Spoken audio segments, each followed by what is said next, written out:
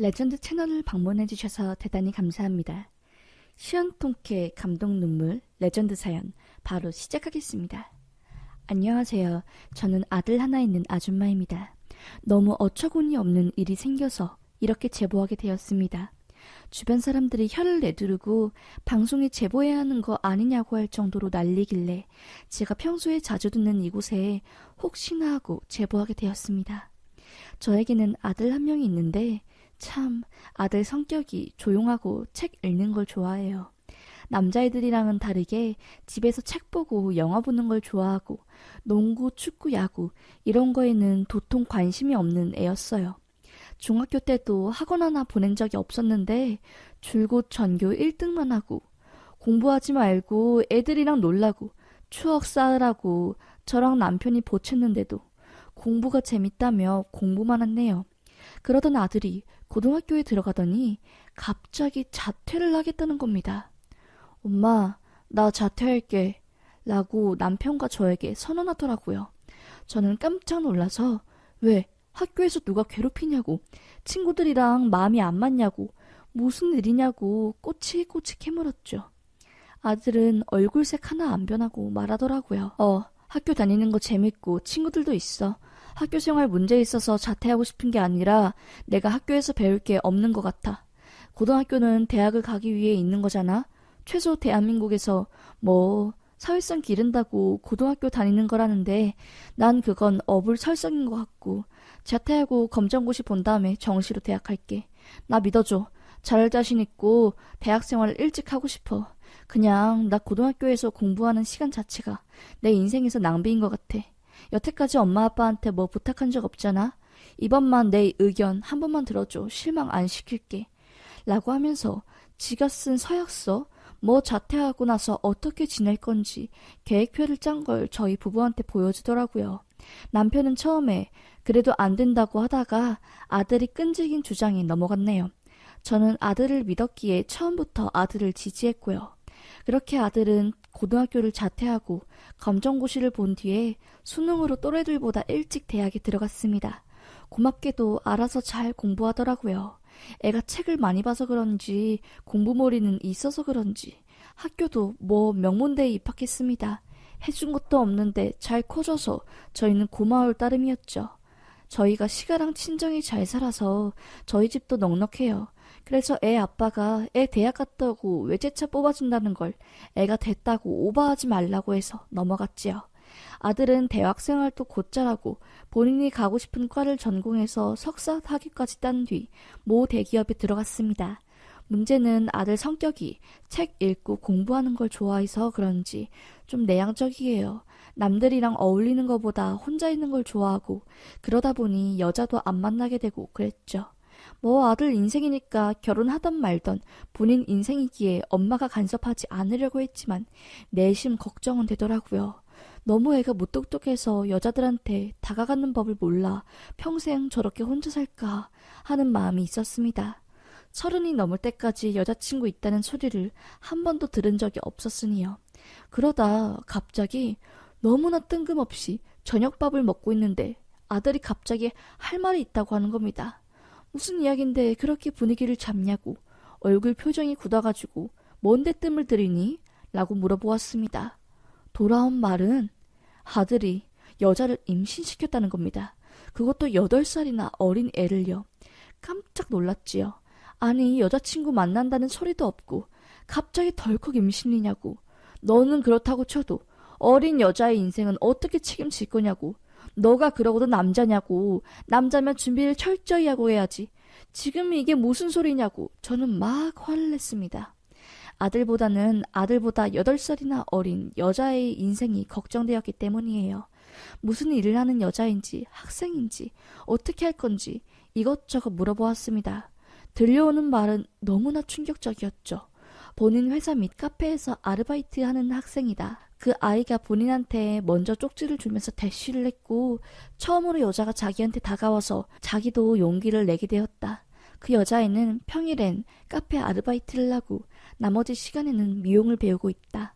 여자애가 너무 적극적으로 자기한테 좋아하는 표시를 하고 그러다 한 번, 두 번 만나니 자기도 그 여자에게 마음이 생겨서 이렇게 된 거다. 나도 여자친구에게 아이 어떻게 할 거냐고. 너가 원한다면 내가 아이랑 네 인생까지 책임질 수 있다. 강요하는 건 아니지만 네 꿈, 네 미래를 우선시해서 선택하는 걸 지향한다고 했는데 아이를 낳아서 키우고 싶다 했다. 그래서 이렇게 부모님께 말씀드리는 거다. 여자친구랑 결혼하고 애 낳아서 키우고 싶다고 하더라고요.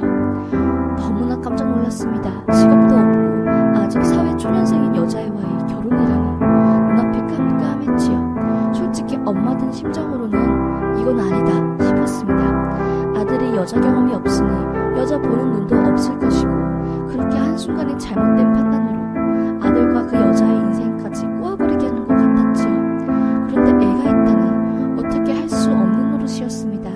솔직하게 말하면 아들이 보여준 아들 여자친구의 사진을 보자마자 날라리 같다는 느낌을 지울 수가 없었습니다.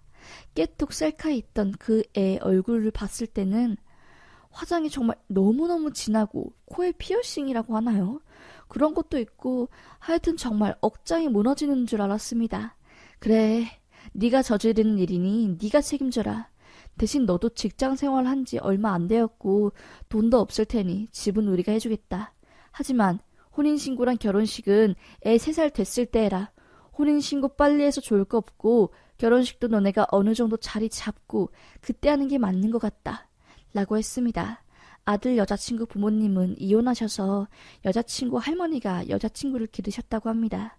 그래서 상견례 아닌 상견례도 그 할머니와 저희 부부가 만났네요. 집은 저희가 살고 있는 아파트 작은 평수의 전세로 저희가 마련해 주었습니다. 그렇게 그 둘이 잘 살고 애도 잘 낳았으면 제가 이렇게 사연도 안 썼겠지요. 아들과 며느리가 같이 살게 된 지 한 3달 뒤 갑자기 유산을 했다는 겁니다. 배가 너무 아파 병원에 갔는데 애가 유산됐다면서 울고불고 애가 정말 쓰러질 듯 힘들어하길래 저희 집에 며느리를 데려와 안정시키고 밥 해먹고 몸에 좋다는 보약이랑 각종 산의 진미를 다 차려주며 극진하게 돌보았지요. 어쩔 수 없지 않느냐. 아이는 너도 자리 잡고 직장 가지고 난 다음에 천천히 가져도 된다. 괜찮다. 집 있고 남편 있고 든든한 시댁 있으니 마음 편하게 그렇게 살면 또 다시 아이가 올 거다. 라며 달랬지요. 며느리는 일주일 정도 지나니 웃음을 찾고 금방 극복하더라고요. 다시 방실방실 웃으며 행동했고요. 그 사이에 꽤 친해져서 애교도 부리고 집에 가기 싫다고 어머님 집에 있고 싶다고 하면서 2주를 저희 집에 더 있더라고요. 며느리가 애교도 부리고 첫 인상과는 달리 사근사근하고 싹싹하길래 저도 어느 정도 마음이 열렸습니다.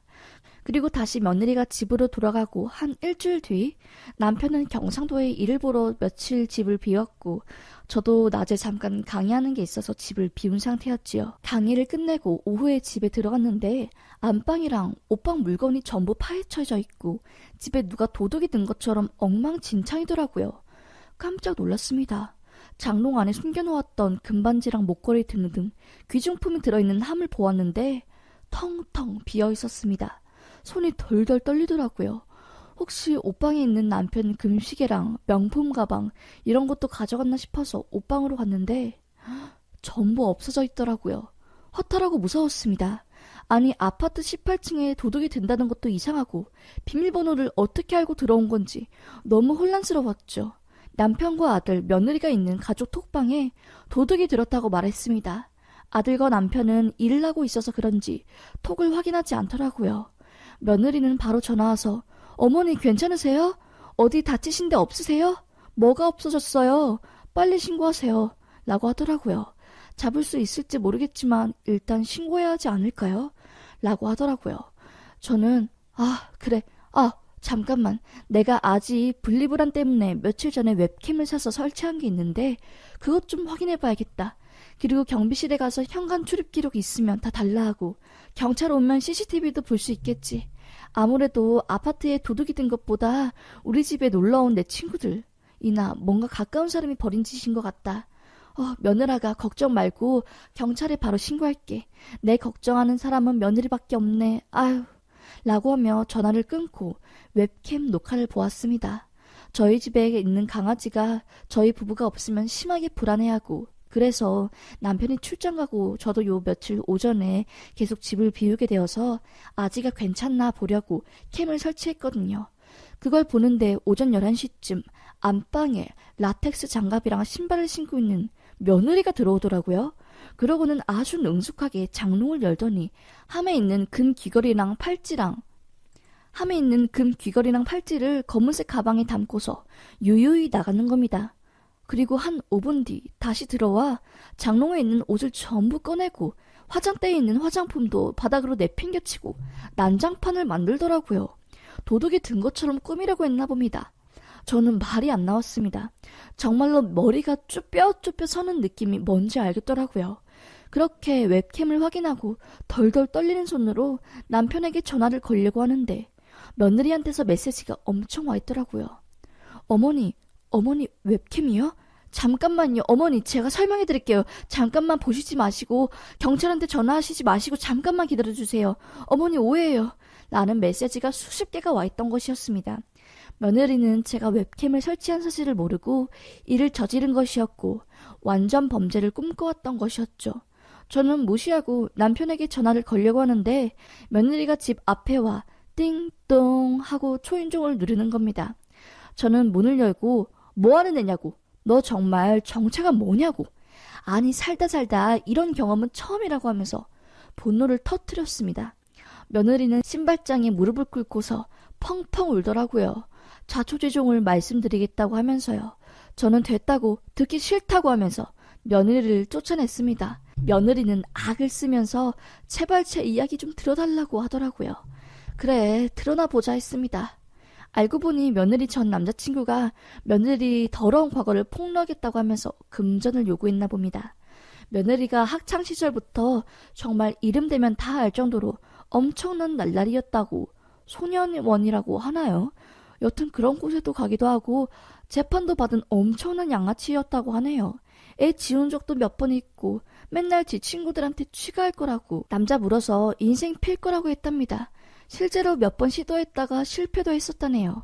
그걸 전부 알고 있었던 며느리 전 남자친구가 폭로하겠다고 하니 며느리가 스트레스를 받아 유산을 한 거고 아들과의 결혼 생활을 유지하기 위해서 제 금품에 손을 댄 것이었죠. 금품을 훔쳐서 입막음을 한 다음에 아들과의 결혼 생활을 유지하려고 했나 봅니다. 아니 세상에 멍청해도 이렇게 멍청한 여자가 있나요? 라텍스 장갑 끼고 지문 안 묻으면 안 걸릴 줄 알고 도둑질을 하다니요. 아 정말 못 배운 게 이런 데서 티가 나는구나.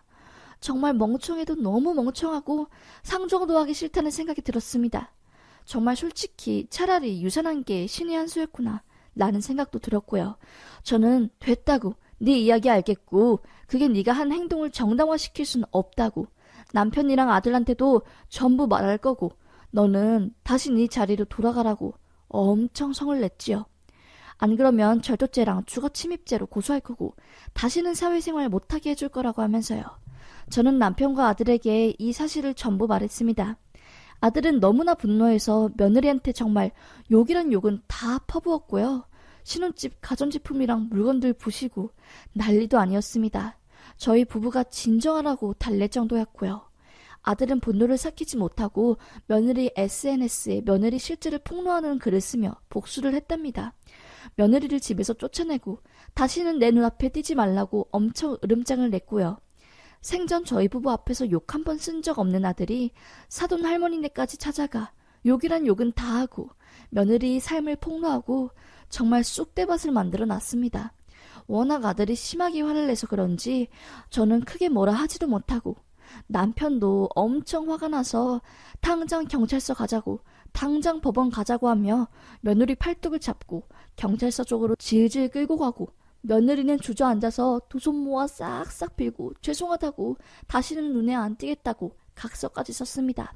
실제로 남편은 친구 변호사한테 문의해 소장 양식까지 전부 써 며느리 눈앞에 보여주며 장난이 아니라는 것을 보여주었고요.